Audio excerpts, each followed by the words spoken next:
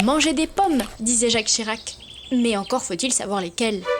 Au temps de Louis XV, il existait près de 2000 variétés de pommes différentes. Aujourd'hui, seriez-vous capable de nous en citer plus de 10 ? Il y a bien les Elstar, Golden, Pink Lady, les Granny Smith ou les Fuji. Mais saviez-vous que les variétés de nos ancêtres contenaient 100 fois plus de vitamines que ces pommes-là ? Alors, plutôt que de manger des pommes, il faut peut-être songer à les sauver. Et c'est d'ailleurs ce que fait Luc Lacour. Ah, c'est compliqué la pomologie, hein. L'intérêt de conserver ces pommiers anciens, c'est de conserver une banque de gènes, hein, pour avoir des pommiers qui, dans le futur, seraient adaptés au terroir, c'est-à-dire au climat local.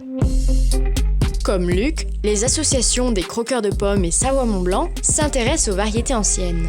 Ce jour-là, ils ont réuni une 50aine d'ambassadeurs.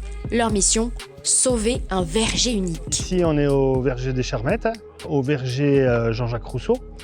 Alors, c'est des pommiers qui n'ont pas encore subi de modification et donc qui font vraiment partie du patrimoine naturel, mais aussi agricole de la Savoie. C'est pour ça que c'est très intéressant de tenter de les garder, de les préserver pour les années qui viennent.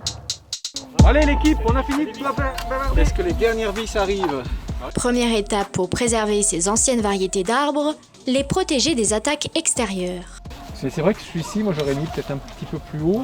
Ici, des vaches et des moutons pâturent. Il faut donc installer des barrières pour protéger les fruitiers. L'opération qui a été faite ce matin, c'est de la prévention.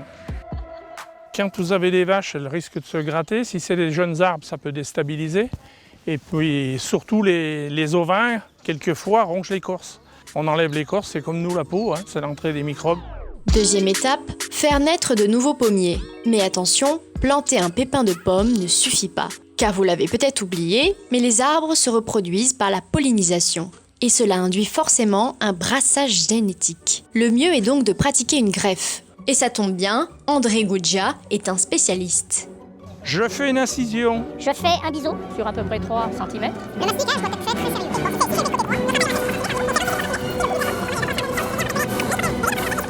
Et puis on attend que le bourgeon se développe. Les bourgeons se développent. Ah oui, d'accord. C'est un peu compliqué tout ça. Mais dis donc André, il n'y aurait pas une solution plus simple ? Si vous prenez un greffon, vous le transmettez à des pépiniéristes, donc ils vous font votre arbre, et une année après, ils vous le redonnent, et vous n'avez plus qu'à le planter. Bilan de cette matinée, 18 pommiers sauvegardés, et on l'espère, 50 nouveaux plantés l'année prochaine. Ça m'a donné envie en fait d'en avoir chez moi, pour ranger mes propres pommes. On s'inscrit comme des passeurs dans le temps de ce patrimoine qu'on veut préserver et continuer de voir vivre dans les années qui viennent. Vous aussi, vous connaissez des pommiers anciens ? À vous de jouer, protéger, greffer, planter, répliquer.